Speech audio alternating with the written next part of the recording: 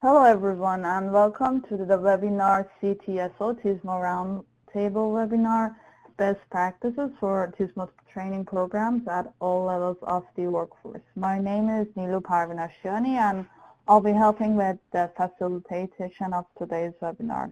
This webinar is sponsored by the National Committee on Transportation System Operations and hosted by the National Operations Center of Excellence, also known as NOCoE. So a quick reminder, if you don't know us, we offer resources for the Transportation System Management and Operations or TSMO community. So you see on the right side of your screen, there is a pod called Useful Links Box. There are various ways there where you can click around and get to know us and our resources. You can also access the PDF of today's presentations from the download pod. You'll see the screen right now at the intro, and then we'll come back here during Q&A. So a few logistics for the webinar today. This webinar is being recorded, and that recording along with the presentation slides will be available in the on-demand learning section of the NOCoE website. All the attendee phones are on listen-only mode, but please stay engaged and use the question discussion pod on the screen for any comments and questions. So we have dedicated a Q&A time at the end of the webinar, but please, as the questions come to your mind during each presentation, just put them in the question discussion pod and we'll cover them at the end. So that's all I had, and with that, I'll hand it over to our moderators, Brad Fries and Suzette Toplinsky. Brad? Yeah. Good afternoon. Thanks everyone for joining us, or good morning, depending on where you're located. Appreciate you taking time to join the webinar today. This is a continuation of CTSO TSMO Roundtable Webinar series. We intend this to be a reoccurring webinar series where we have an opportunity to really hear some great presentations on best practices, but also have some good discussion, Q&A, and just sharing opportunity as well. That's why we call it a roundtable. We want to go around and talk about it. So today's session is best practices for TSMO training programs at all levels of the workforce, and that's end-to-end, everything from design, planning, to operations in the TMC or in the Safety Service Patrol or technicians, all the way end-to-end. And I have Suzette Toplinsky from Michigan DOT joining me, going to help facilitate today.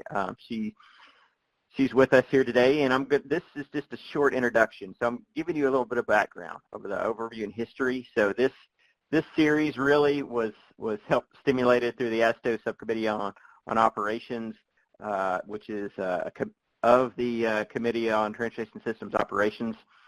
And we've identified holding TSMO roundtables as previously done back years ago. Beginning in 2016, we had a series of webinars in partnership with ASTO, National Operations Center of Excellence, and NFHWA, and they really focused on a really hot topic at the time, which was TSMO program planning and development of those program plans.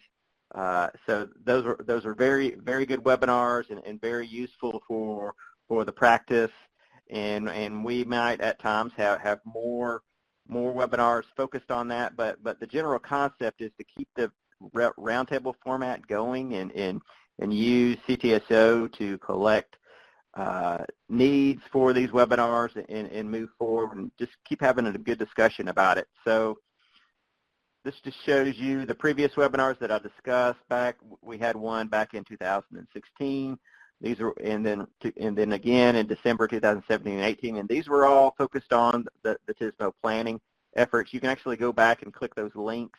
I will send these slides out. These slides will be available on the website actually, and you can view those WebExes and actually see the content from those. And then additionally, we have collaborated with on a TSMO program planning premiere. That's some resources that are available. You can go out there, and that was actually presented in a webinar as well. So this is the second TSMO Roundtable that we've hosted this year in partnership with the National Operations Center of Excellence. The first one was last month in November. We had TSMO Project Selection and Prioritization Best Practices. You can see this link for information on that webinar and learn out a little bit more about it and hear a recording of it. It was a good conversation we had with a lot of great presenters. So today, like I said, this is on best practices of TSMO training programs at all levels of the workforce, really focused on operations, maintenance, design, and planning. So Suzette, you want to give maybe a short introduction of yourself and lead us off into the presentations? Sure thing. Thanks, Brad, and welcome again to everybody for joining us either this afternoon or morning.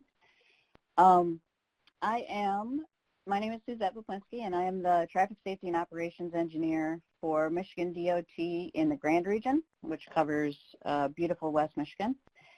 And I'm super excited about the topic today. It's one I'm very interested in and hoping to get some great ideas out of the presentation, so looking forward to it. We have 5 panelists that are going to present today on their workforce development practices related to TSMO. First up is Raj Panaluri. Raj is the State Connected Vehicles, Arterials, and Managed Lanes Engineer at the Florida DOT. In addition to leading the state's Connected Vehicles, Arterial Management and Managed Lanes and Connected Vehicle programs, he assists with the development of the TSMO initiatives. He holds a Bachelor of Science in Civil Engineering, a Master's and a PhD in Transportation Engineering, and an MBA. He's a registered PE, PTOE, and PMP. He has over 25 years of experience in traffic engineering and operations, ITS, TSMO, CAV, public transportation, and projects and contracts management. Raj has published his work in several journals. So looking for good things from that presentation. Second up will be Stephen Glasgow from the Louisiana DOT. He serves as the Director of ITS for the Louisiana DOT program. In this position, he oversees the planning, development, and operation of the state's advanced traffic management and traveler information systems and coordinates the state's traffic incident management program. Third, we will have Galen McGill. Galen is the System Operations and ITS Manager for the Oregon DOT. Galen is a registered professional engineer in the state of Oregon. He has a bachelor's degree in electrical engineering from Oregon State University and a master's of business administration from Willamette University's Atkins Graduate School of Management. He represents the United States on the World Road Association Road Network Operations and ITS Technical Committee. He serves as the research coordinator for the AASHTO Committee on TSO, and he serves on the Technical Advisory Committee for the National Operations Center of Excellence. And fourth up, we have 5 great presentations today. So fourth up, we have Joe Hunt from Texas DOT. Joe's the Traffic Management Section Director for the Traffic Safety Division at Texas DOT. He started his career in 2003 as an ITS analyst in the Freeway Management Office in the Dallas District after he had worked 2 summers with the department. Joe worked in the Dallas District for 16 years prior to his move to Austin to be with the Traffic Safety Division. At Texas DOT, he's responsible for signals, ITS, traffic incident management, and TSMO. Then last up, we'll have Matt Neely from Washington DOT.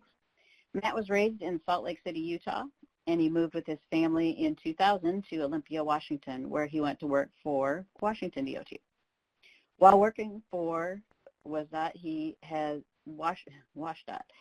worked as an ITS design engineer, traffic analysis and systems planning engineer, state priority and programming engineer, and works as the state traffic systems development engineer.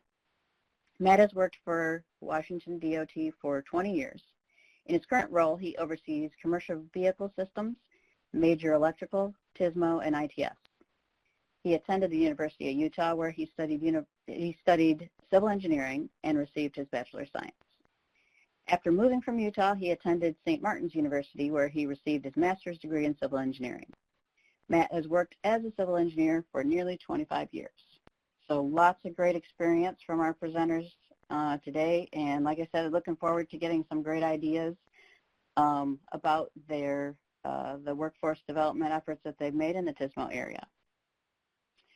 So without further ado, I will hand things off to Raj Panalure from Florida DOT to get us started. Thank you, Suzette. Really appreciate the opportunity to be here today. And I want to start off by thanking both AASHTO and NOCoE for not only the opportunity for me to present on behalf of the Florida Department of Transportation, but also for taking up such a very interesting topic, which we all know is very timely. There's no question whether we look at the consulting world or the public sector agencies, state DOTs, MPOs, local maintaining agencies, it doesn't matter where we look at it, and it also does not matter which area we look at it. Clearly, there's a need to focus on workforce development. So it's first of all commendable that AASHTO and NOCoE are thinking about this topic so deeply, and thank you for the opportunity again. Today, I'd like to really quickly go into how here at the Florida Department of Transportation, we're putting a significant emphasis on workforce development. For those who do not already know, Florida DOT has something called the Vital Few. And the Vital Few is an initiative led by our Florida DOT Secretary, Mr. Kevin Thibault. And there's really 4 items that go under the Vital Few Vital Few elements. The first one is improving safety, without a question, in transportation. That's what we are here for, right? And also enhancing mobility for all modal users. It's just not vehicles, for all modes. The third one is on innovation. Inspiring innovation is an important thing. And the fourth, but not the least, obviously, is the most important one also, and that is workforce development. So what you see on this particular slide is really a reference to how Florida DOT considers TSM&O strategies in particular. So when we developed the TSM&O strategic plan 3 years ago, we put a lot of emphasis on training and development, and what you see here is an extract of what we state in our TSM&O strategic plan. There are 6 focus areas: mainstreaming, freeway management, arterial management, express lanes, connected vehicles, and information systems. And through all these 6 items, workforce development cuts through in every shape and form. We are working towards a performance-driven TSM&O strategic plan. In fact, we've been implementing it. This TSM&O strategic plan also became the focus area for us, and that is how we developed the connected and automated vehicle business plan as well. As you can see, there are numerous elements to it: planning, implementing, and measuring safety, mobility, ITS maintenance, upkeep and availability, etc. But to make all these things happen, we know for sure that workforce development is going to be the key. And that is the reason why we developed the statewide TSM&O Excellence Program, or STEP as we call it. And if you look at the word cloud, as a matter of fact, this is not just some words being thrown. This is based on a detailed, in-depth conversation with the district offices at Florida DOT. And as you can see, when we ask the districts what specific needs are out there for them, one of the top items that comes up, in fact, the number 1 item happens to be training, followed by having the right kind of qualifications of the folks, not only within the DOT, the staff, but also the consulting services we get. Skill set is very important, knowledge, resource, goals, all these are important, but at the very end of the day, training becomes essential to making it happen. And that means identifying and prioritizing the TSM&O training is an important component. Identifying the right kind of resources is important. Continually updating our training material is also key, because the world is evolving and moving really fast. And then, last but not the least, working with the partners out there is also essential to making it happen. So what are some of the best practices when it comes to training development in the TSMO world, so to say?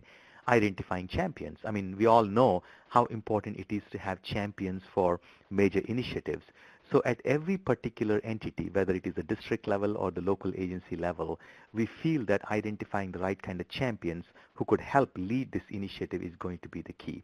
And after we do that, we start collaborating with the appropriate individuals within the respective offices, not only within operations, but also from planning, policy, systems and policy planning, design, construction, operations, maintenance, work program, for instance, general counsel's office, office of budget. Everybody is important to having a successful training engagement, and that is what we mean by also engaging consultant support.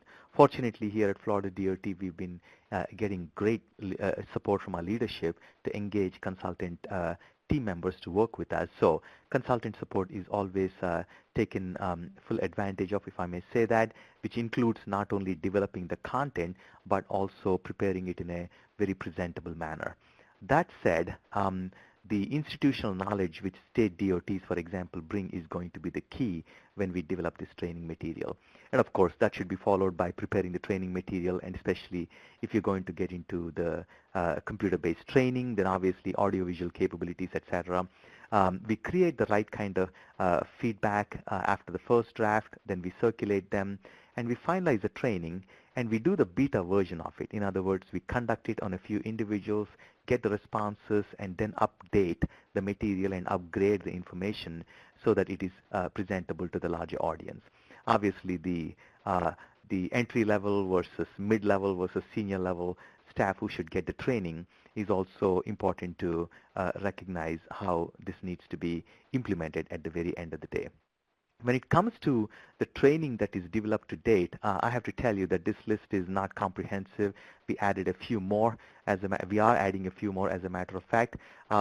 If you notice the list, I'm not going to read through the list, but essentially there are items mainly related to Intelligent Transportation System, ITS, traffic signal systems, and then of course on systems engineering, connected and automated vehicles, etc.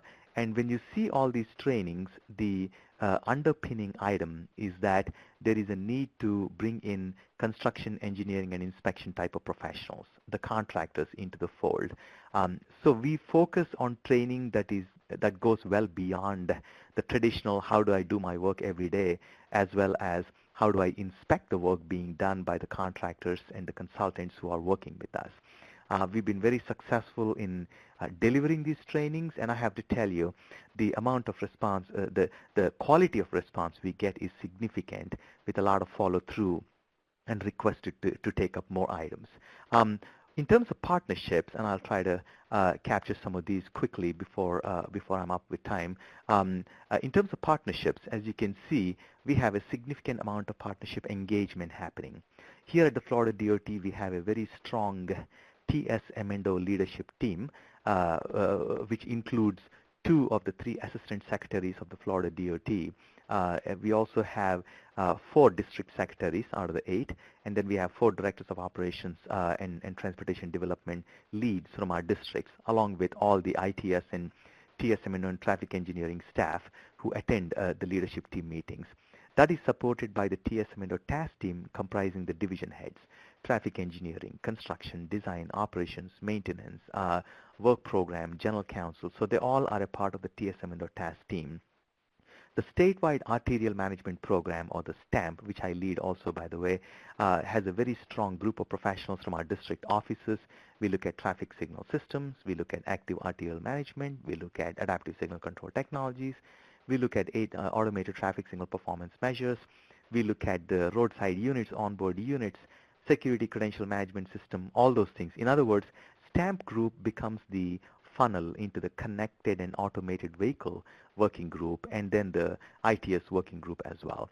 The regional traffic incident management team meetings are also held regularly, and the SunGuide users group is available too. I'm also leading the state's managed lanes program, so the statewide express lanes users group also meets regularly. In all of these meetings, one of the key item that comes up is the need for training, particularly at a time when Florida DOT, like many other state agencies, is experiencing significant turnover, and even in the consulting sector when there's a turnover and when there's a lot of consultant support in-house at Florida DOT, we have to keep the training efforts going in a significant manner. In fact, if I may add one more thing, as we start developing the connected and automated vehicle program, which I'm leading here in the state of Florida. We have well over 25 different projects at any point in time. In every RFP, I'm making sure that we include a training component, so much so that as a part of our SPAT project recently, in one of the 3 SPAT projects, when we delivered the training, it was more than SPAT training. It was training and connected and automated vehicles. More recently, we finished preparing the material on CAV, Connected and Automated Vehicles Basics Training course. We've delivered it successfully. We are going to create a computer-based training module out of it. We just, 2 days ago, we completed, I should say last Friday and this last Monday, we completed the traffic signals training after 4 years almost, and it was very successful as well. We are planning to deliver an adaptive signal control technology training. We'll also deliver a signal retiming course in the near future. I guess my point is this. There are numerous opportunities to develop good training material, and we are experiencing a significant motivation increase as a result of folks who are refreshing their knowledge about these items or are trying to learn afresh. With that, let me stop, and I'll now turn it back to Suzette. Thank you, everyone. Thanks, Raj. That was great. I just wanted to remind everybody to go ahead and put any questions that you think of during the presentations into the questions pod. And we will be going through those at the end, but feel free to go ahead and put them in there now and while they're fresh on your mind. So next up, we will have Stephen Glasscock from Louisiana DOT. You can take it away. Okay, Suzette, how's my sound? You sound good? Okay, great. Thanks so much for having me. Brad, thank you for inviting me on this roundtable. As Raj indicated, such a very important topic, very essential in as we carry forward our TSM&O program, and hopefully I can give you a little bit of perspective of what we do down here in Louisiana in that regards. My presentation is very general. Don't go into that great a detail on each of the training opportunities, but certainly, like I said, we cannot underscore the importance of effective workforce development. And while we don't officially call it TSM&O down here, certainly the tools that we use as part of our ITS program are included in the toolbox of TSM&O. This particular snapshot here is one that was taken from our ITS strategic plan, in which we offer the products and services of the TSM&O program are mapped directly back to what's included in our statewide transportation plan, overall transportation plan, and the mission and the goals and objectives of our state. And obviously the underlying I guess, theme of everything that we want to be about and what we do here at DOT is about workforce development, right? And we're interested in being a technical resource for the public of our state. In order to do that, you have to have a very effective training program and to be able to develop your people. And ultimately, that leads to folks wanting to stay with your organization and fulfill the purpose and the mission that you have. Just very quickly, this is another snapshot from our strategic plan, which gives sort of a 5-year average of where we commit our funds for TSM&O programs, just a general overview. And I want to focus on the rightmost column there, which indicates the number of folks that we have that are involved in our program in some sort of fashion. Here in our DOTD, we have 38 positions that are designated for the ITS section that work in various different areas of the TSM&O program. And in parentheses, as you can see, we're very dependent on, private consulting and contracting support for each one of those programs. So, for instance, our TMC operations, our safety service patrols are pretty much a contracted service that we have in our DOT, but nonetheless, we don't consider them to be a traditional owner-contractor type of relationship, more of a private partner in being able to carry forward that service. And our workforce development requirements that we have in each one of those programs, I think, reflects that. Just very briefly, some of the training opportunities that we have in DOT. I've listed 4 here. The first 2 are what we would consider in-house training areas. The first being our traditional, what we call our structured training program, which is offered really through the research arm of our organization, the Louisiana Transportation Research Center. And they essentially have a partnership with our state university system in providing this training. And sort of this is the nuts and bolts that we provide for our first-line technicians, our in-house operators, construction inspectors. This is where they learn how to actually proceed with developing DOT projects according to our specifications. And then, of course, our general HR training and employee relations is also conducted here. The next being what we call our state civil service continuous public training program, which there are some technical courses that are offered through this, but this is mainly for engineer managers and professionals and being able to perform supervisory type activities. Our formal technical certifications is primarily associated with the technical aspects of TSM&O, where we require IMSA certification for our signal technicians.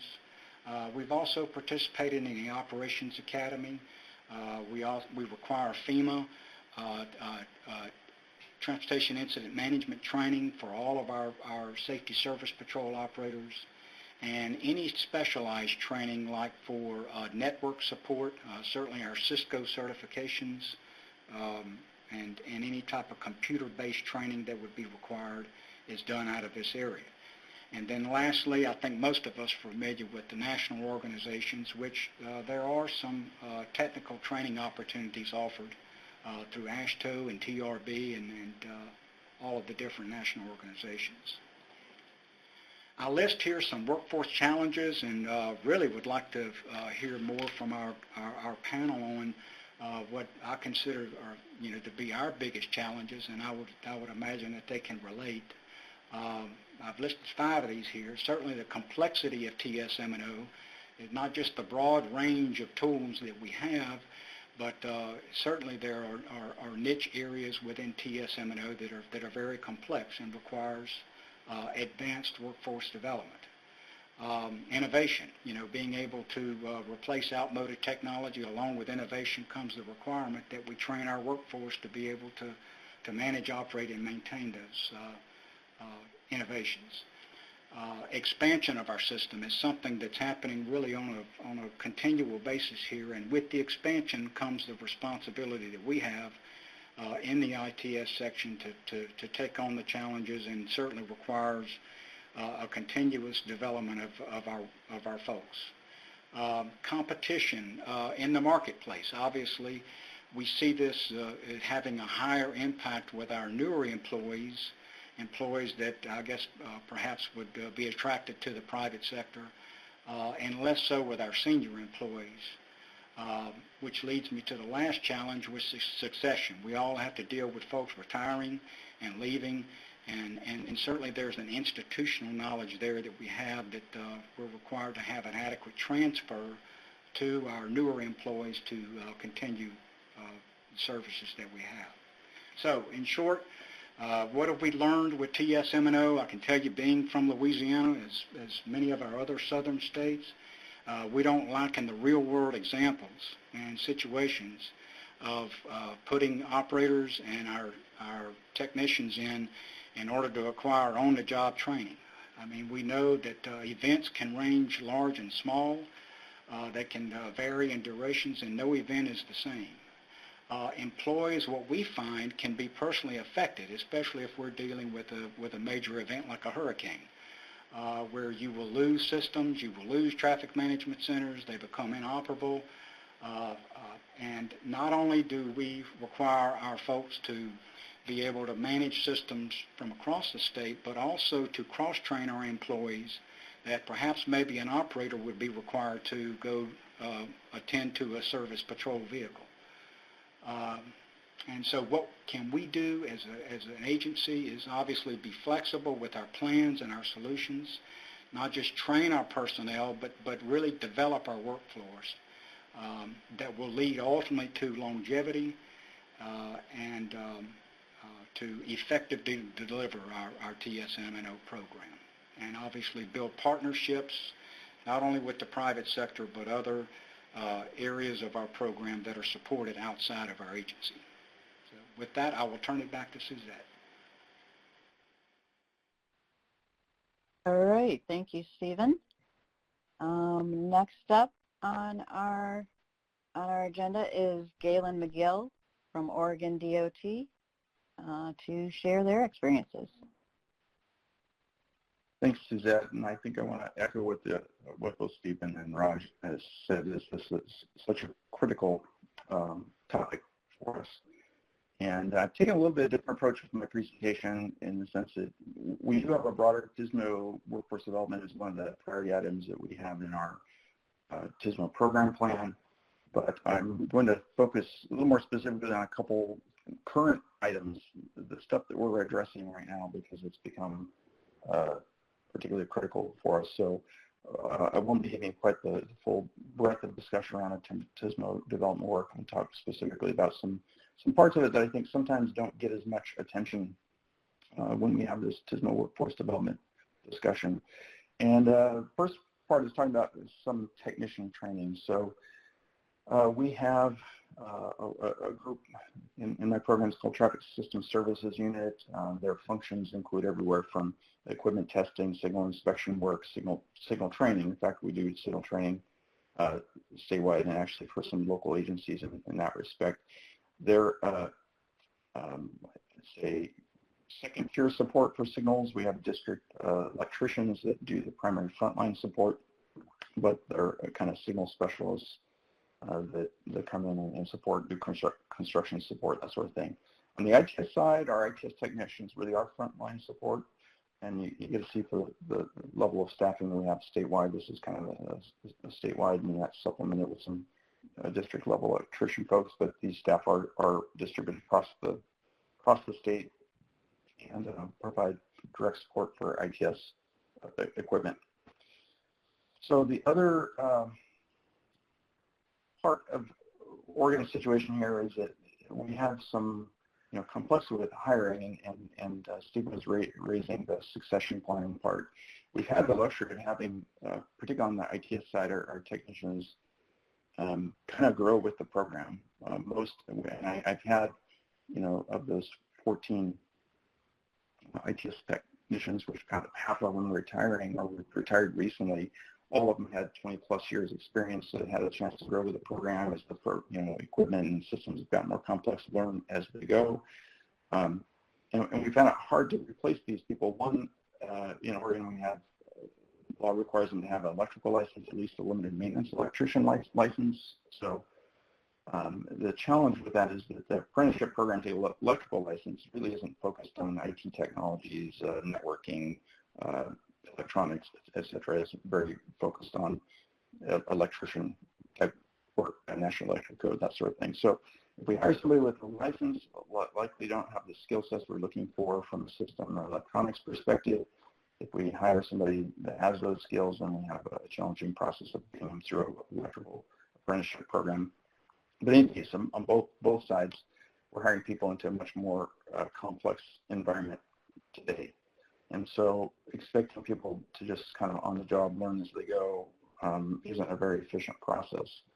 So we have, from where we started with the ITS program a couple decades ago to now, just a lot more systems, a lot more automation, a lot more complex software, certainly a lot more network technology, a variety of technologies out there. So the environment we're throwing these people into is much more complicated. And therefore, we as we're heading through this transition, and I failed to mention that the retirements we've had, I've got a bunch more that are eligible. So we've decided we really got to get in front of this and develop a more formal approach to training our technicians than the on-the-job approach. So we've been working on that this year. We've just rolling out the first part of the program, and it's really focused on hands-on. Of course, these are technicians, so we're not rolling them into a classroom setting. You can sit through a week or two of classroom. It's really very hands-on and has three components to it, which is the trainer will explain the concept of skill first. The trainer will then show the skill, and then the final step is the trainee demonstrates the skill, and we separate those in time so that we can demonstrate that the technician is retaining the skill. And there's a sign-off at each step, and it's very much down to the task level. So it's kind of having the trainee demonstrate proficiency and sign off, and once they're signed off, they're figured proficient for that type of skill. Like I said, it can be delivered classroom or one-on-one, but for the most part with the technician, it's delivered one-on-one, very hands-on. It includes some of the software context. Obviously, if you're going to troubleshoot, you have to understand the system context. And then part of that is they retain the training materials as a job aid resource to go back to as well. So you can see the manual in the picture there. So these are the topics we've got completed so far, modules that are completed, and we've rolled out in terms of putting in place with some of the new staff we brought on board for training. Actually, we're running all of our existing and new staff through the training program. We've got more modules under development. It's going to expand it to some more ITS aspects over this next year, as well as expanding into our support for our weigh in motion and other weigh station port of entry ITS technology as well. So some of those topics will be under development. On the signal side, these are the modules completed here for the signal training. Once again, some more work we've got planned ahead for additional training to kind of develop a complete training program. And then the second topic that I wanted to talk about is construction inspection, and the previous speakers have kind of referenced this, but as we're starting to build some of this stuff, making sure we've got training on the inspection side. So we've had for a years what we call a certified traffic signal inspector. So if you're a construction inspector that's going to work on a signal project, whether you're an ODOT employee or a consultant providing construction support, we require that you have a certified traffic signal inspector inspect that work. It's a 2-day training program to get your certification, and then a 3-year recertification process where we get them an updated inspector manual, update them on any changes in the specs and standards for signals. And so our work here is really going to expand this program out so it now encompasses, so this next year we're going to work to expand the manual to cover ITS as well. So it will be a certification for both traffic signals and other ITS construction. There is a fair amount of overlap, but some unique aspects for ITS work as well. And just to give you a feel for what the manual looks like, once again, part of the training is they walk away from it with a manual that's pretty specific. It includes photos of what a completed project is supposed to look like. This is just one page out of a pretty extensive manual that has pictures of what it should look like, references to the standards, either standard drawings or specifications, what specific things, actions the inspector needs to take. And so just a lot of really good resources to help them work through requirements around signal inspection and to be able to accurately inspect and look for the details that we want them to on that. So like I said, this next year we'll be adding some more specific content to address things beyond signals, including ITS, and to expand that program to include certification to cover ITS inspection as well. So once again, a quick overview of just a couple specific things that really we've felt the need to focus on currently.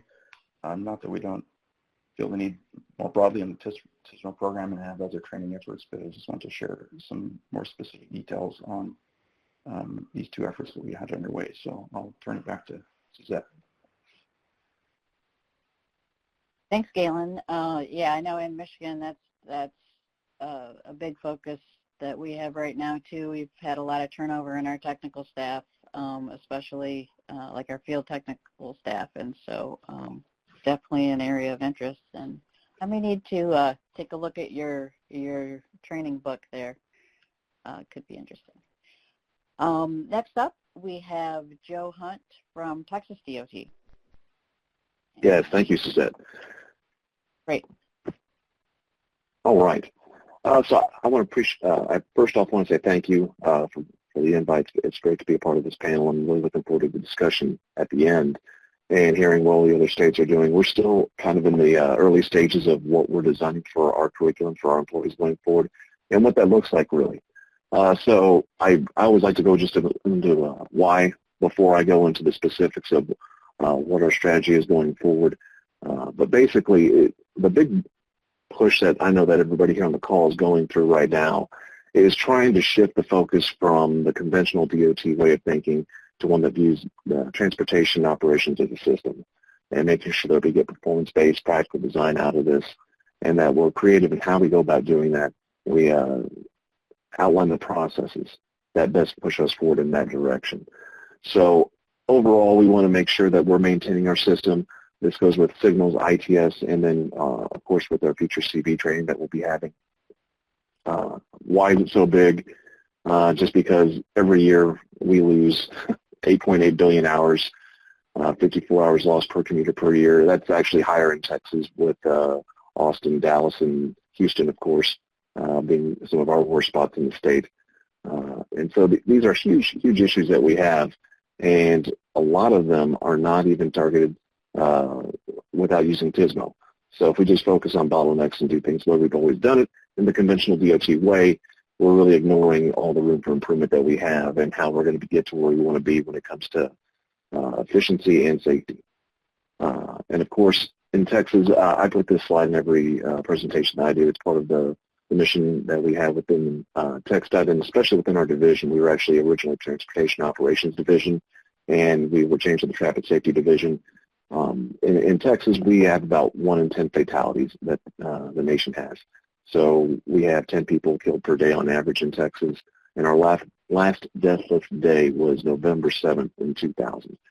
So Mission Zero is one that we've outlined as an agency, which involves getting to 0 fatalities on roadways by 2050 and cutting our fatalities in half by 2035.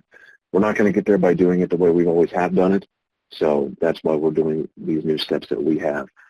First off, when it comes to TSMO, we are doing our TSMO plan at each district. There are 25 districts in Texas. Each one is developing their own TSMO plan. The only exception is the Dallas-Fort Worth region. They are the only districts that will share a TSMO plan, mainly because of the fact that that's such a congested area and one that has so much overlap for commuters. A lot of people don't really particularly care that they're going from one district to another. And so when it came to developing the TSMO plan for that region, we decided to have the two districts have one plan. When it comes to statewide, like I said, each district has their own. In addition, TxDOT division has one as well. And so what we're trying to do is institutionalize that kind of change that we want to see. And that's been a big part of why we're pushing forward on this one. And it kind of underlies the challenges that we're facing with our training. When it comes to just how we're structured as an agency, I'm sure we're not the only one in Texas, but there's a big dichotomy between existing staff and if you go outside traditional DOT employees with FTEs. And I wondered, that to me was always the biggest challenge that we have when it comes to training. We've seen a big gap because we have a couple of our TMCs now, actually 3 of them, that have private operations. That training is different than what we have for operations training at our TMCs for TxDOT personnel. And so right now we've developed a TMC operations manual, and that's going to be coming out in the next month. So we've actually finalized that with all the input from all of our TMCs, both privately run and publicly run. So that's been one challenge in really identifying that. And that's kind of why I took this step of going with a TxDOT-based staff and then others. So when it comes to our existing staff, one of the things that we will be doing is a joint venture that we have with TTI in developing our Traffic Signal Training Academy. We got a lot of feedback from TTI. They did studies with other states, and one of the things they noticed is that the traffic signal technician training was usually identified in specific classes, and they didn't typically go if you did them all over a week.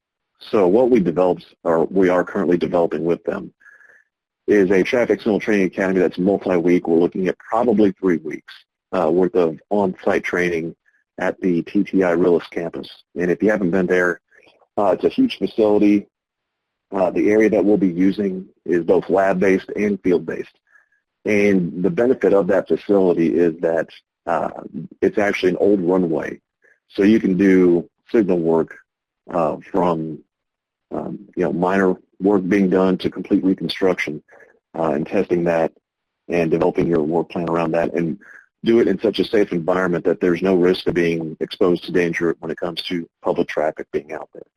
So it really gives us a lot of flexibility working with them. The only drawback is it involves a lot of travel for the technicians involved. And so having that multi-training week, you're taking people away from their houses, their families, which right about now in COVID times kind of feels foreign, like we travel. We used to, and we look to get back to that, especially once we get this training academy developed and finalized. Another one is job classification. And I heard one of the other presenters allude to it. One of the biggest challenges we have is, and I'm sure, once again, we're not the only ones that have this, is developing your talent, especially outside the engineering profession. There's almost, I don't want to say a two-class system, but there's definitely a different range of professional development available for engineers than there is for non-engineers within the state DOT. That has actually kind of driven a lot of the private sector and actually other public agencies into getting a lot of the talent away from TxDOT. And so we, just this last month, we lost another employee because the career path is very difficult once you start getting outside that non-engineering career path. And so we've worked with our HR department. We've got some new job classifications where we actually have career paths for our analysts, our technicians, and then our operations staff. We want to make sure that people don't have to leave the career that they're currently in order to advance. And so we've done a lot of development with our HR group. The biggest issue, though, is that those postings that we have to modify are statewide and not just related to TxDOT. They are actually state positions that we have to reclassify. And so we're still in the midst of that. That won't take place until next year, even though we've completed that. But that was one of the big lists that we had to do. Another one is our CAD strategic plan. And this one is probably the biggest question mark that I have for how we will be developing as we go forward as an agency. The way TxDOT is currently constructed, we can still progress and get the job done and do what we need to do. However, there are more efficient ways to do it, but it's going to come down to our administration choosing that path on what that's going to look like. We currently have a strategy, information technology division, we have a traffic safety division, we have a research division.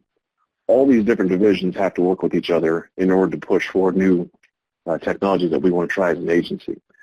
So that has proven somewhat difficult at times, just when it comes to even coordinating schedules.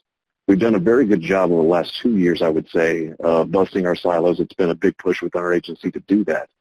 But at the end of the day, when you still have people working for different leadership and different division directors and in different districts as well, where the projects are actually implemented, it can be difficult to coordinate across those platforms. We developed our CAD strategic plan that was finalized last month, and they're evaluating how we'll best adapt as an agency and what that looks like going forward. I honestly can't tell you, but I can tell you there will probably be some changes made. The biggest issue that we have, though, like pretty much every other DOT, is our FTE cap. We can justify everything that we do financially on a project, and we can go get the funding and get that secured.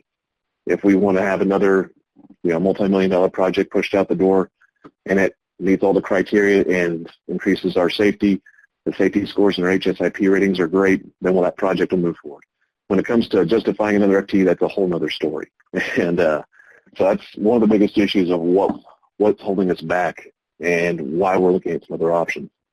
Also, the organizational change requires agency buy-in. We're lucky to have the leadership that we do at TxDOT. They are very forward-thinking. They do want to take those next steps, but it's how you balance that within an organization such as ours can be very difficult. So that's still in the process of happening. Staff augmentation. This is one area that one division within TechStop has done a very good job with. Our IT division, ITD, I know it's conveniently named like that, but they've done a very good job of bringing in talent on a contractor basis and using that to their advantage. I outlined several of the benefits here, but like I said, FTEs are limited, and by bringing on contracted staff, you're able to really rapidly expand your workforce to meet projects.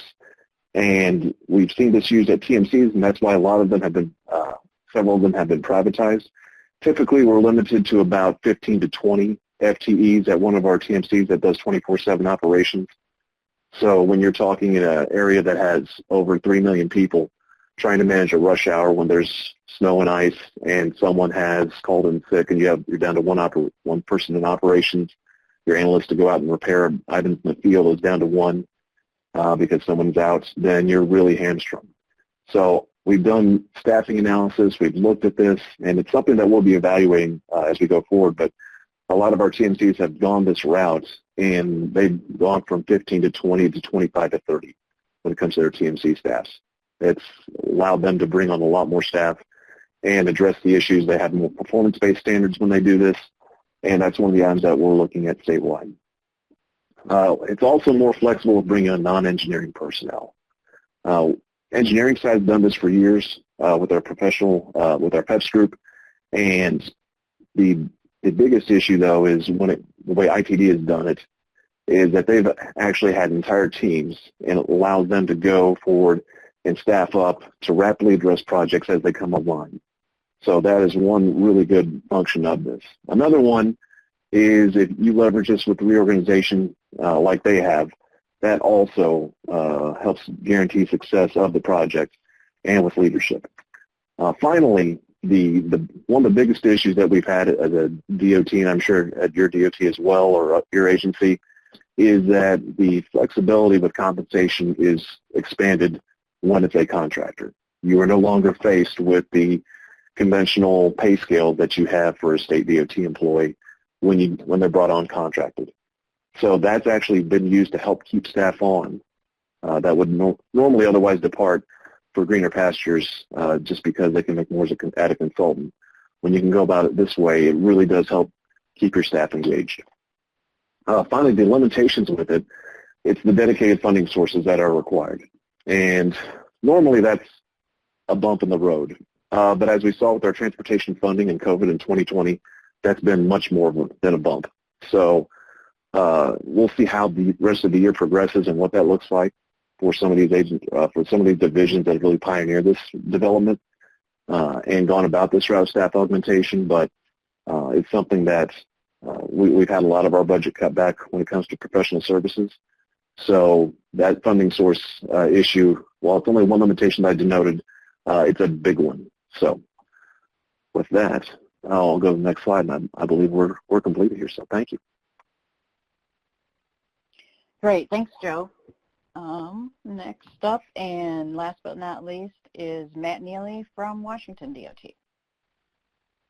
Get your presentation up. Good afternoon. It's great to be with you.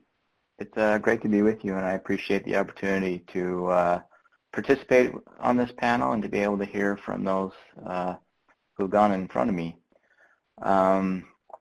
Just to share some thoughts as to what we're doing in Washington State. Washington State used to be set up to where when an employee would come to the agency, we had an office that was organized for staff development.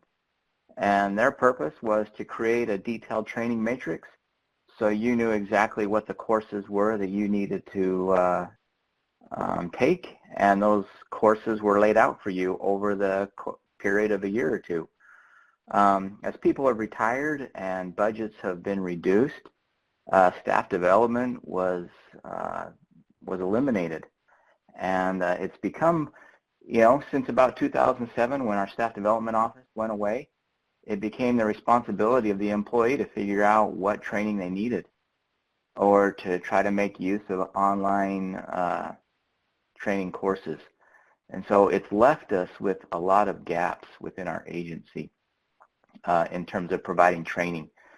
At the present time, about 50% of our agency can retire at any time. And so it's left us with some gaps with transferring knowledge as people are leaving. And so we've got this new workforce that's now starting to enter. So just trying to understand what our training needs are. We're in the middle of developing a TSMO strategic plan that will spread across all the divisions within our agency and programs. And so trying to develop that so that everyone understands what that is and how it applies to them. Some of the challenges with being able to roll that out is the lack of resources to be able to address those needs. As I said before, we used to have trainers internally, and as funds have been reduced, those trainers have been repurposed and moved to other areas. And we've constantly struggled with identifying funding to be able to provide the training for our staff. And so just understanding the problem, addressing the needs of the workforce. One thing that we have recently done within the last few years as part of TSMO is we created a position that oversees TSMO and the strategic plan and also workforce development. And part of that employee's job duties is understanding what the immediate workforce needs are and then looking for opportunities, both funding and training. Some of the things that we're making use of that I'll share a little bit later on is we're looking at all the resources that our agency is connected with and just trying to think outside the box. And we're also looking at grant opportunities to help us to develop different training classes. Some of the resources that we use, we have PacTrans, we use NHI, we also are using the Operations Academy to help develop staff. We also are leveraging contracts that we have with our local universities. University of Washington is one resource that we use often to help us to fill some of our gaps. And then also identifying our external expertise, where people may have small amounts of bandwidth that they can be identified as mentors and trainers. PacTrans it's a consortium of a group of Northwest institutions. And so it's made up of Oregon State University, the University of Alaska Fairbanks, University of Idaho, Washington State University, University of Washington, Boise State, and Gonzaga. And so serving as the region's 10 research engine, they help us with this group of professional expertise and educators, they help us in developing some of this training. And so we have this collaboration between PacTrans and our agency. We work, Yin-Hai Wang is one of the professors at the University of Washington, and his postdoc student, Dr. Wei's son. We work often with them, and we make use of existing agreements. And we also pull in OSU and UAF Billy Connor and road design expert. And so what we did is when we approached PacTrans and we asked them if they could help us prepare curriculum for our staff and to fill some of those gaps. What they're working on to date is preparing 3 courses for us: Manual on Uniform Traffic Control Devices, Human Factors, and Big Data. And what we were talking with them originally was prior to COVID was was structuring the training or the classes so that we could reach large audiences, so that we could look at webinars as well as in-classroom training.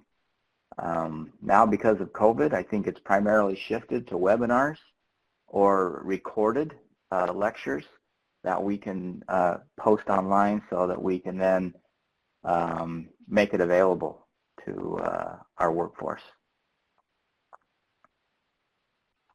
What we did is, to understand what our immediate needs were, is we sent out a survey. We have 6 regions within Washington State, and we wanted to know what their most immediate needs were so that we could address those needs as quick as possible. And so that was one tool that we used quickly to be able just to assess our needs.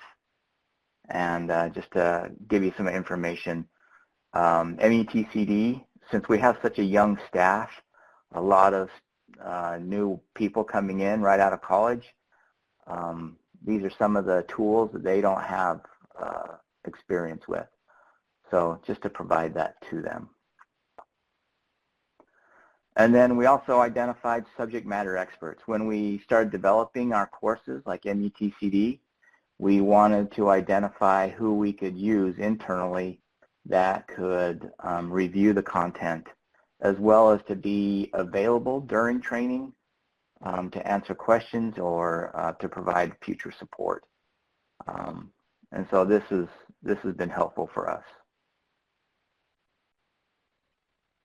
We've got our human factors course outline that's underway, and we're just trying to make use of different tools, NCHRP documentation to help us with that. We're getting into trying to operate our system as well as to make it safer for the users as part of what we call Target Zero, which is 0 fatalities over a 30-year period, within 30 years. And trying to look at how people use our system and what are some of those issues that we're struggling with to address. And so just digging into the human factor side of things. Data analysis. We are often digging into the data to help us understand the problems, and just making people more familiar with data, and as well as applications of the data and how we can process it to help us better understand the challenges that we're facing, and to be able to provide that training and education to our staff. And one thing that I didn't include on this slide was we also have a web page. We have a TSMO web page that we post our training for our workforce, and everyone within the state and this call. I can make that available to anyone that's interested, so you can see what training we have available. There are currently, let me think, there's currently 5 courses that are posted on that web page, and we just like to open that up so that we can help our users. So that's all I have, and I appreciate this opportunity. Great, thanks, Matt.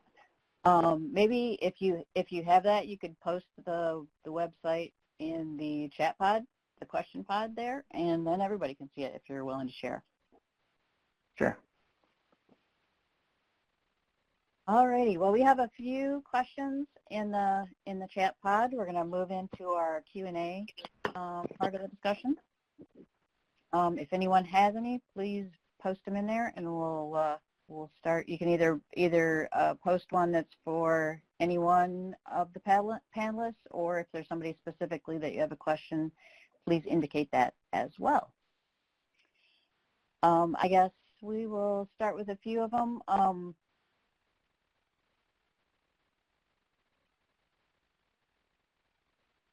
Sorry, just reading through.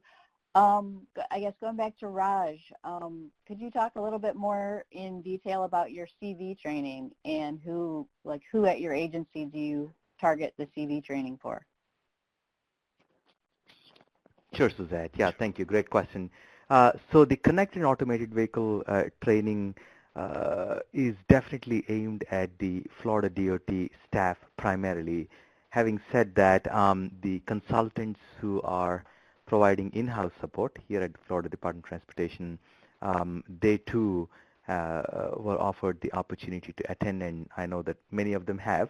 The primary goal of this training was to bring about at least two things to the table. Number one, a policy framework, meaning what is CAV from an organizational perspective, what kind of leadership support should be available, what kind of organizational structure should be in place, type of detail. And then, of course, we go into the second part, which is the technical elements, whether it's SAEJ 2735 or the DSRC CV2X or the capabilities of the roadside units and the packet drops and things like that. But beyond that, if we look at the CAV business plan, which we have here in Florida at Florida DOT, it was adopted in January of 2019. It's a 10-page document, and it has 7 focus areas, including policies and governance, funding, education and outreach, industry outreach, technical standards and specifications, implementation readiness, and deployment focus. So all these 7 focus areas are also somehow touched.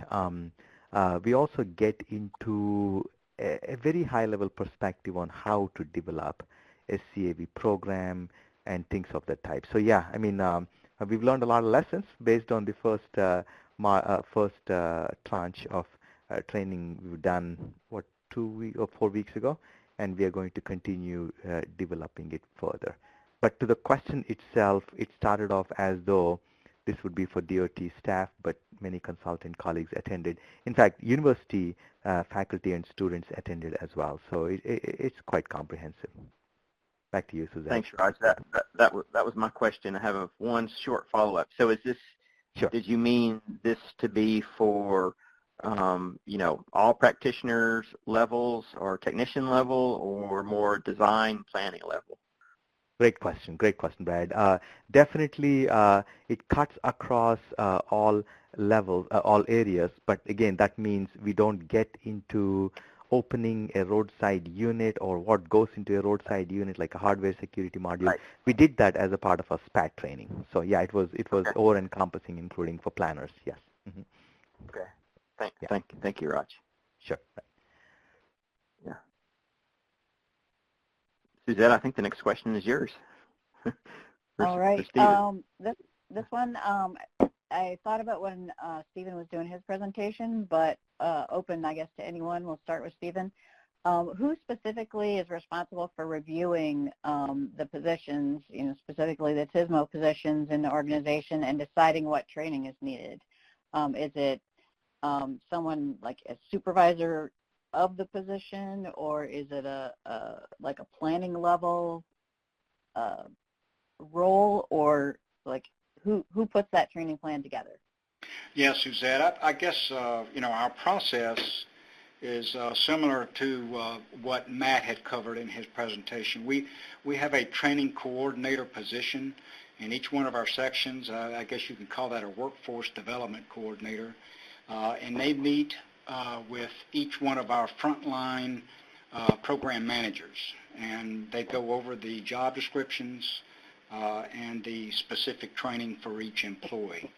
As to who decides on the level or the type of training, we're sort of the tale of two halves here at DOT. For engineers, we have a well-established I guess, career development path. I think Joe had indicated that in his presentation. For non-engineers and our TSMO operators and service patrol operators, it's not so clear. And what we did initially in setting up, I guess, the training requirements for those positions is we met with our HR department. I can tell you that really did not go that well because They're essentially governed by our State Civil Service Department, in which we have well-established position descriptions for our traditional programs like IT and engineering technician. That didn't fit well into what we were wanting to do with our TSM&O program. So what we did was we met with our research arm at the Louisiana Transportation Research Center, and they established a program, an ITS training program, that's run through a cooperation with LSU and other universities that we have in developing that curriculum. And that seems to have worked well, and that we don't have quite the turnover now that we used to have. All right. So for your, I guess specifically, you said you have the engineer training, technical training, professional training. You had like a variety of things. So say like for your field technical, that would be developed by your training coordinator with their supervisor? That's correct, yes. Frontline supervisor. Okay. All right. Thank you. Brad, did you want to take your next question? Sure. I would. Well, I actually have. There's something that Stephen mentioned that we heard in Matt Neely's presentation too, and it's the relationship with academia, universities, and the state for training. Maybe expanding upon your question, your previous question, Suzette, is maybe do the other panelists, how engaged are they with their university partners as far as training, and what does that look like?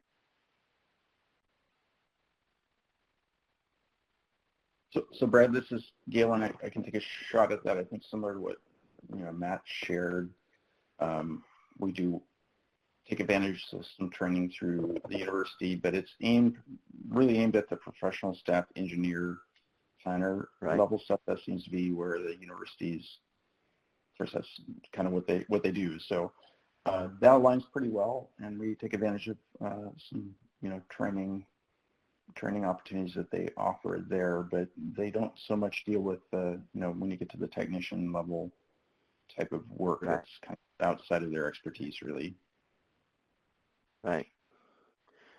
What about Joe? You mentioned TTI in your presentation. Do you leverage the university system for technical level training or for professional level training? Yeah, I wasn't exactly sure how into detail I want to go answering this question, but one of the long-term goals that we do have out of this program is to be able to, the biggest, like I said in that presentation, the biggest issue we have is the travel and what that will look like, because this is going to be in College Station, Texas, and if you live up in the Panhandle or if you live out in El Paso where you're in another time zone altogether, it's not real conducive for your employees to be traveling 3 weeks at a time or just heading home on the weekends. So one of the things we're looking to do, if we can get through the pilot phase well, would be to expand this out to local universities to be able to have this program on their sites as well in order to help alleviate that, because we don't want people really traveling over 3 hours to get this kind of training. But it's something that we're looking to leverage because Texas A&M does have a large university system. So that would do us a lot of good if we could expand that out. Right. Roz, I know you have a lot of great resources in Florida as far as academia. Are you leveraging academia for your training program in Florida? Oh, absolutely, Brad. Great. Yeah, Brad, definitely. The Florida's LTAP, the Local Technical Assistance Program, funded by the Federal Highway through our DOT office, it is delivered through the University of South Florida at Qatar, Center for Urban Transportation Research. So, absolutely, faculty get involved in that training. University of Florida faculty with Dr. Lilly and team, they get involved in extensive training, including on adaptives, traffic signals, and whatnot. Dr. Hardy, I mean, I can go name after name, but the point is, yes, and also, Brad, you bring up a good question. Every research project which we have, especially in the TSM&O, connected vehicles, traffic engineering, we somehow, some way build informal training, if I may say. In other words, as soon as the deliverables roll in, We actually conduct statewide meetings and then share the lessons. And even before these projects get completed, for lack of a better term, we actually start implementing some of these lessons. And that is essentially a training in progress, if I may say that. So yes, academia is extensively involved in the training that we implement here. Cool, cool. Thank you, Raj. So I guess back to my next question, Suzette, was really for Galen. Galen, you mentioned the the training manual and the training program you have for signal technicians, and you mentioned the inclusion of ITS training in that. When you talk about that specifically, do you have maybe a scope or an idea of what elements of ITS would be included in that training? Sure, Brett. So is the question more on the ITS technician training or the construction inspector training? More the ITS technician training. Yeah, so we have a built-out outline for that, and it's pretty much, I'd say, 75–80% done. So it covers really all the major ITS roadside equipment, sensors, networking, and then the system context. Because from a troubleshooting perspective, our technicians have to understand, how these things all relate to the broader system context to try to troubleshoot where the problem is. So anyway, it covers all those major pieces. The major pieces we have left is to cover some of the weigh in motion and other weigh station, port of entry ITS technology that we use in our agencies. So that's the main piece that we have left to fill in. Thanks, Galen. Suzette, you can take the next one.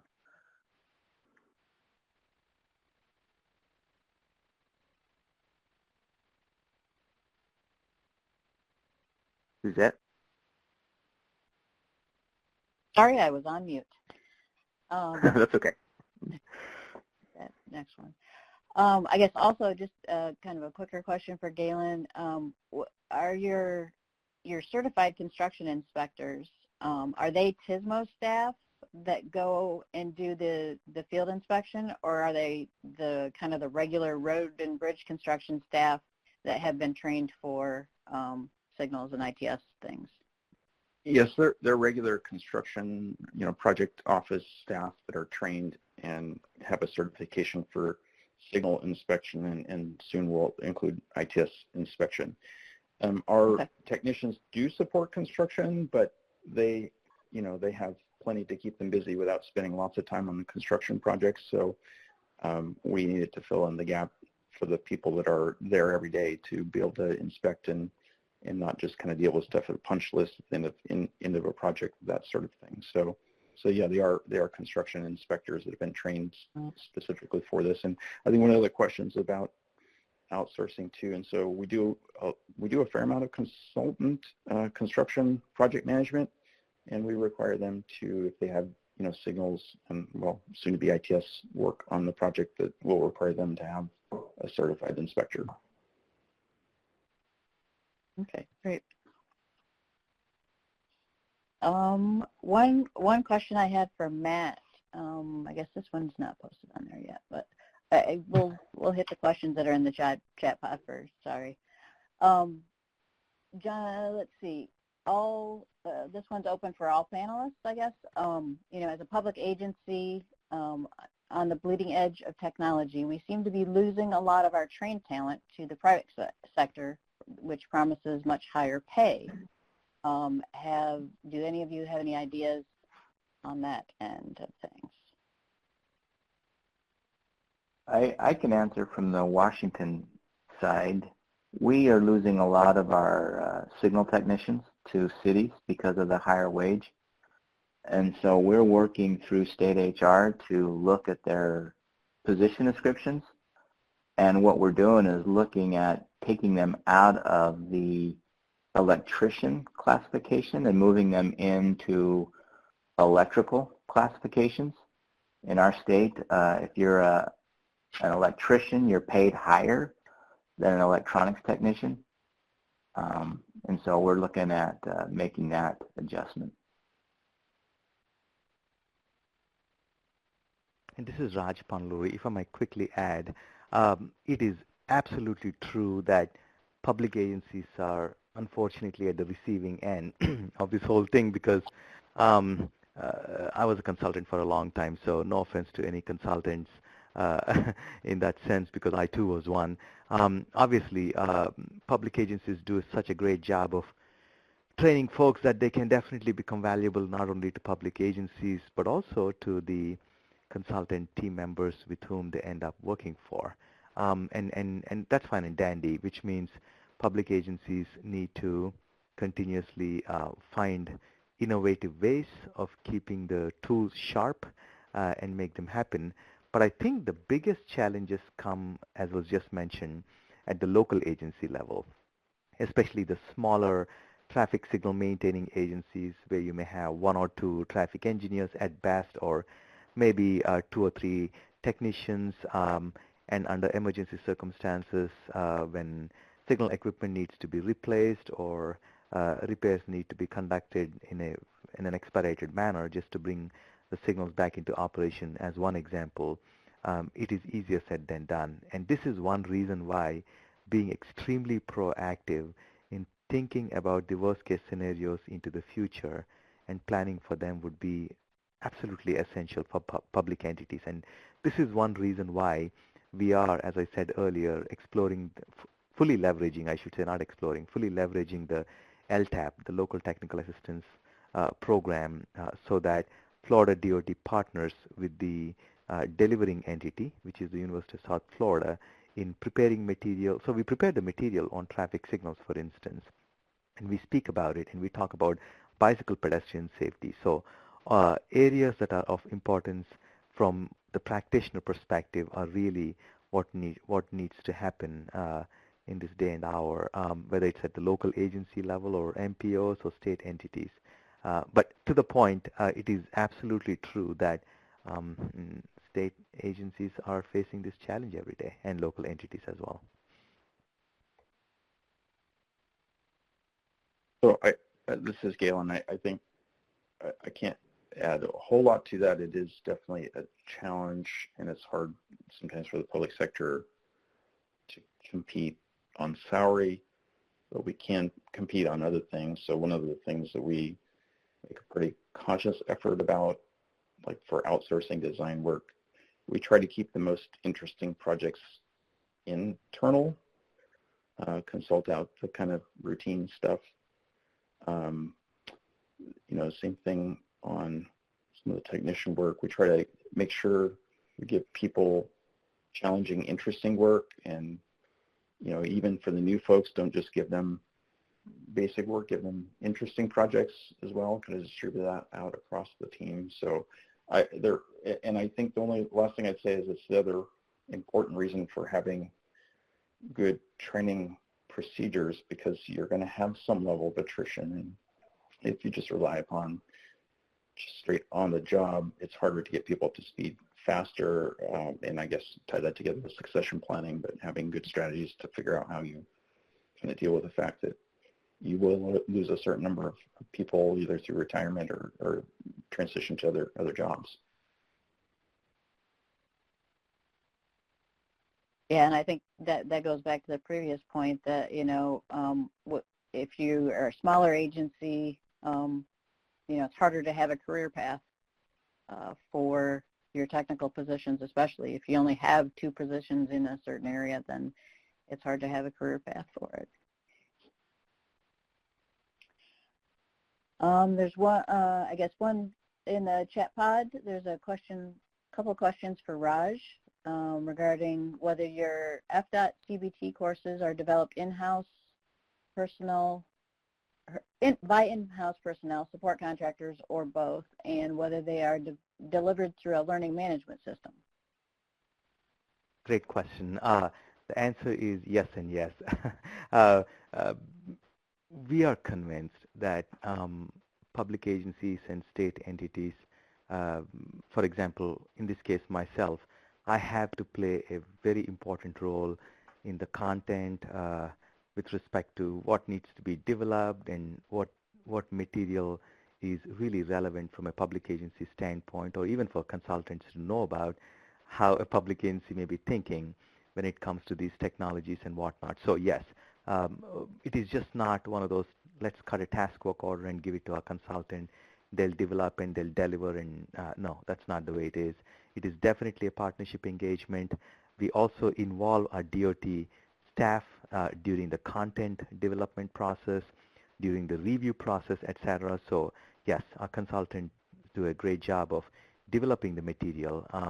Increasingly, I'm noticing that a lot of questions that come back are really procedural, policy-oriented on how to get things done, and not only technical in that sense. To the second question, are they being we actually use different methods. Of course, Microsoft Teams is Florida DOT's system, adopted system, so we utilize Microsoft Teams as a delivery method. We used to use GoToMeetings type of thing. We used to have face-to-face meetings before the pandemic too. Depending on how things go in the future, and depending on what level the course is going to be at, we may still have face-to-face meetings at some point, but we'll rely on the computer-based training modules for now. We'll have the Microsoft Teams set up, and Florida DOT has what is called a learning curve. I've also noticed that giving the PDHs out is attractive usually, but then when it comes to technologies, folks come attend even without the PDH credits. That's because the topics are that interesting and perceived as being important overall. So yes, we do our very best to get the PDH credits no matter what, whenever feasible, and go about that way. Suzette, back to you. Yeah, Suzette, I think this would be a good one for others to chime in on, specifically the learning management systems. You know, I would envision, you know, that question's, you know, how do you document the training has been done and received and passed? Is there any one using any type of digital learning, you know, or software-based learning management systems like Litmos or others that are available out there?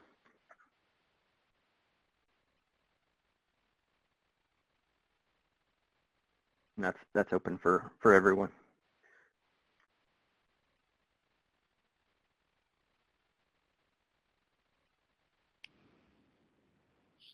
So Maybe Brad, no one's using it. Yeah, Maybe could you not. clarify your question? Yeah. Are you asking about training for lane management, or are you asking about how you document training? I'm sorry, learning management systems. Did I say lane? Oh, yeah, learning management. Learning management systems, like in the question, like Litmos and other systems that you use for documentation of it. Is there any of the panelists that you know your agency subscribes to similar services or tools? Yeah, so in Oregon we have HR runs a learning management system. We do deliver, you know, our any computer-based training we have through that system, and we also document not everything, but certainly safety and required safety training. It's clear we use it for required training, stuff that we have to make sure or that we know and we can verify employees have done. When it gets into other technical training, we still use it, but it's not, I would say it's not as consistent. But certainly for required training, safety training, stuff like that, it's explicitly used, and then it's kind of where it makes sense for other things. Right. This is Matt. Our experience is the same as Galen's in Washington State with our LMS system. Sure.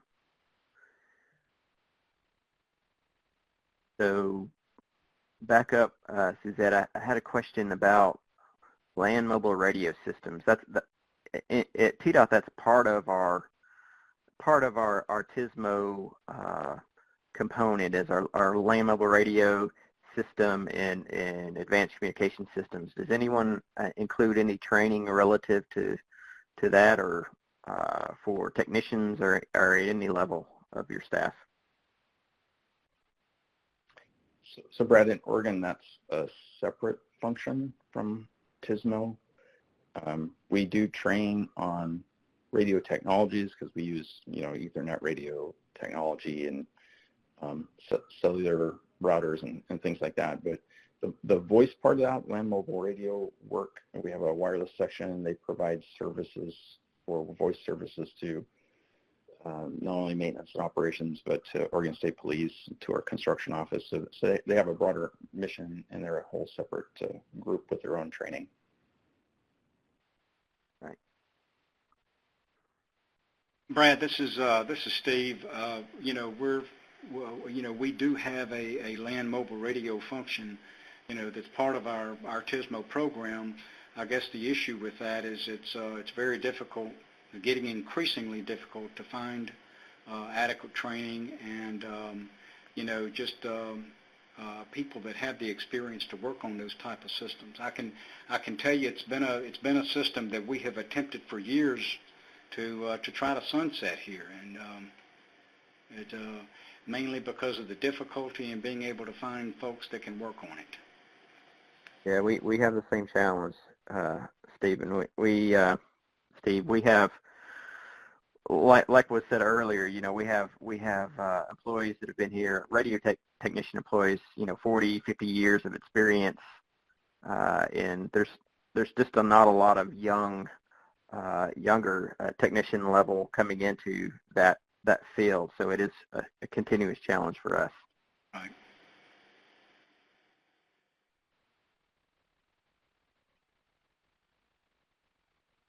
So Brad, this is Galen again. I do know our wireless manager has worked closely with community colleges and has been really successful getting some younger folks interested out of some of their electronics programs and bringing them in both as interns and being able to hire them permanently to fill some of those land mobile radio needs. So that's one approach I know that he's taken. Right. We've actually reclassified our technicians, our to ITS communication technicians, to bring in a little bit more of a variety of background. But you're right. Reaching out to technical schools has been something that's been very valuable. Suzette, you want to take the next question? Yeah, I think we may have gotten most of the questions in the chat box, but I did have one that I will start with Matt, because I thought of during his presentation, but is open for anyone. As you're putting your training plan together, I think you're still formalizing yours, but are you building in a way to keep the training courses up to date? Especially the technical things where technology is changing quite rapidly. If you're going through the process of paying either a consultant or a university to develop a training, what's a good way to make sure it's not going to be out of date in 2 years? Oh, that's a good point. And we have incorporated as part of our contracts the ability that we have additional tasks that we can fund so that we can update our training modules as they go forward. So we've tried to be a little bit strategic that way. Okay, so you built it right into your contract for updates. That's good. We did. Okay. What about anyone else? Have any thoughts on that? This is Raj Panguri. Yes, likewise. We pretty much review the training content rather periodically, and I say every 6 months internally. And if there's any adjustments that need to be made, we do them on a slide-by-slide basis. So, in other words, we pick the relevant portions and keep them updated. And that's about the only way to get the next edition going, say 8, 12, 14 months later when we reconduct this training. It is of immediate value, and actually attendees like that, and they want that, of course. To the earlier question, in our case, the whole radio section, if I may call that, the microwave tower sites, the fiber optic network, all that work happens within the TSM&O office itself. So we do look at how to provide that kind of training to the technicians at the local level and within the Florida DOT. Thank you, Suzette.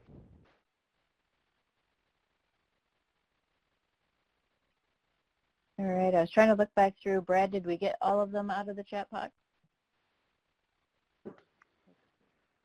There's one more that I'm not sure we captured from Stephen or Steve Glasscock talking about additional requirements for those when you outsource. Are there additional requirements that you require for the consultants to any additional training that you require them to have in complete? This is Joe here. I'll take that one first.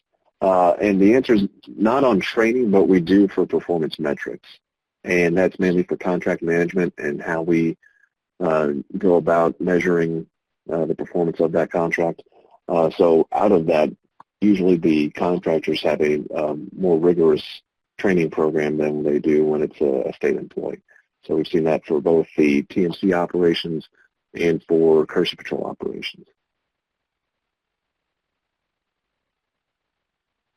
Yeah, through your presentation kind of made me think of that. I guess my question was, is it during the course of the contract, does anyone require, I guess, a workforce development plan? I know that we do not as far as our TMC operations, but for our service patrols, we do get a workforce development plan and the training requirements that have to be updated on an annual basis, because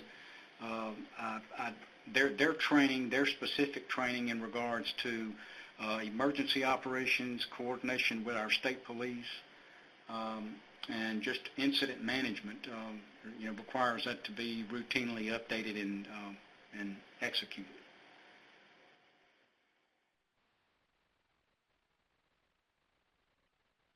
Well, Stephen, this is Galen. In Oregon, we don't outsource very much of our operations program. In fact, hardly any. So I guess the one area I mentioned, we do consult out some construction project management, and we do place the training or having a certified signal and soon to be ITS inspector on their inspection team.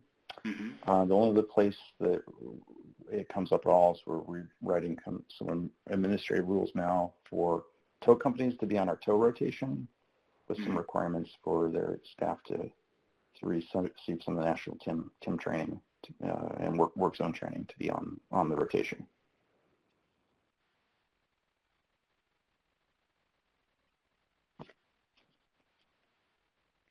I did want to mention as well that we confirmed, Patrick was able to confirm it in the chat that we'll look to add some of the training materials from these agencies to the workforce pages that are on the NOCoE website.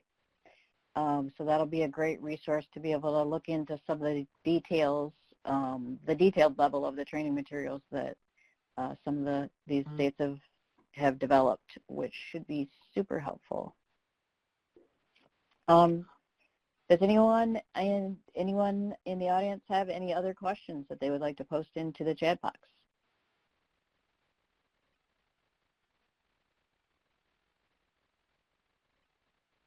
Okay. Well, I have one, Suzette, that I'm interested in hearing from the panelists is there is an IMSA program for TMC, Transportation Management Center technicians is what it's called, a level 1 and level 2, and I'm just interested to hear if any of the panelists have maybe heard about that or looked into that in the past. Washington State hasn't looked at that for TMCs. We've looked at it for TSTs, but on a limited basis. Okay. Brad, same with Dexter. In Oregon, we looked at it, but I think the general conclusion is, TSC operator training is so specific to the software we use and our protocols and procedures that it just didn't seem like it added enough to make it worthwhile. Right.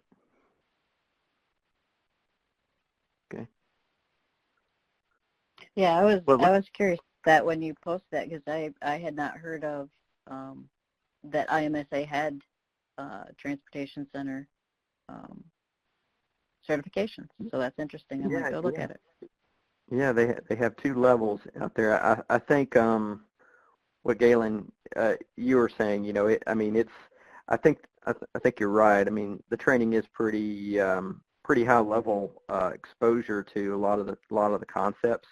It doesn't necessarily get into the weeds of day-to-day operations in of course what we do is so specialized in different between agencies that there's going to have to be a lot of additional supplemental training if those were going to be used as part of a training program.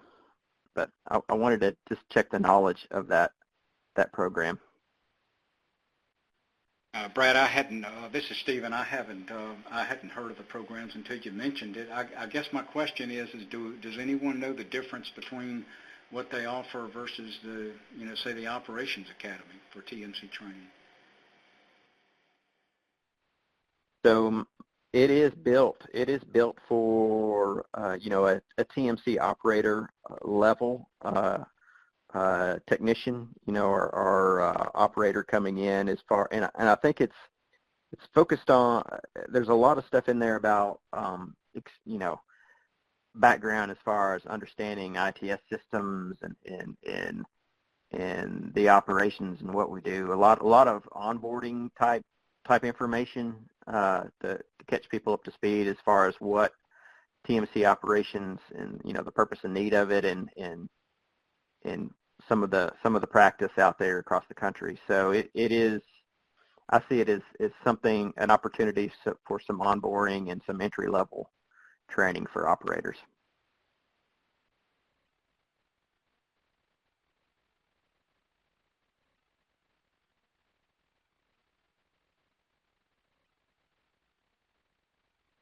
Okay. So Suzette, I think we might be winding down here. I'm not getting many more questions.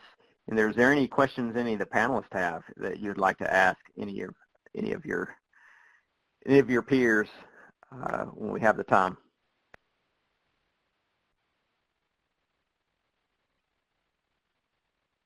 Well, Brad, this is Galen. I think, and Patrick's son already addressed this, but certainly there's a lot of good work going on, and I think the presentations highlight the work a lot of states are doing. So if there's any capability of making those things available, we're all working on some similar things. It would be great if we can get some of that added into some of the TSMO workforce section of the NOCoE webpage. I know I'll try to contribute some of our stuff as a way to share it, like our inspector manual and that sort of thing. Yep. I was going to ask you, send me that manual. Yeah. No. That was interesting to hear, learn about.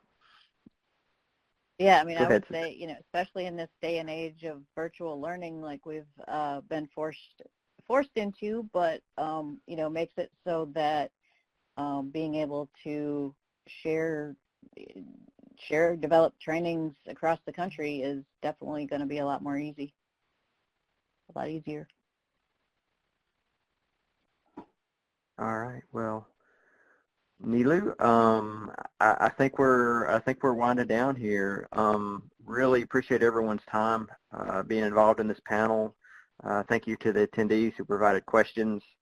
This is just an ongoing topic that's always important, and it becomes more important when we talk about all the changes coming with new technologies in the system. So I know the Center of Excellence has done a lot of work. There was a summit a few years ago on workforce development, and there's been subsequent work associated with that, and there's upcoming more additional work through the National Operations Center of Excellence on workforce development. So it's just a continuing focus area that a lot of people are thinking about. So really appreciate everyone's time today. Suzette, you want to share some thoughts maybe as we log off? Yeah, no, I think it's been a great sharing of experiences, and I've couple of takeaways. I think, I think Raj started off with identifying a champion is definitely a key, but also it sounds like every one of these state organizations have dedicated workforce development folks that make this happen. And I know a lot of times we try to just make this part of our regular course of business for our TSMO staff. And, it looks like I said, with these states that are making it happen, it's really taken dedicating an individual resource for the activity and instead of trying to mainstream it. So that's really a takeaway for me that I have found. And I'm definitely going to peruse some of the resources as they get put together on the NOCoE site. So with that, I guess we'll turn it back over as their wrap up. Yep. I think Nilo's gonna close the session here when we're done. I will say that we are going to commence these roundtables in the future. Next year after the holidays, we'll be looking for more topics, working through CTSO to collect some topics and focus areas that we want to include in the roundtable. This is meant, to be interactive and have a discussion. I know, with the chat pod, maybe it cuts down some of the engagement if we were able to turn on the phones. I'm not sure, Nilo, in the future, is there an opportunity? I think we can, through this platform, actually turn on some of the phones, too, in certain situations to ask questions. But I guess what I say is the point is just to really have a virtual roundtable and have some good discussion on topics that are more bread and butter to what we do as practitioners in TSMO. So with that, I guess, again, thank you for all the panelists. Really appreciate you being able to do this and presenting your best practices. So appreciate it. And everyone, I guess we'll close out, and everyone have a happy holidays. Great. Thanks, everyone. Thank you. Thank you. Thank you all. Thank you. Thanks, Brad. Thanks, Suzette. Bye all.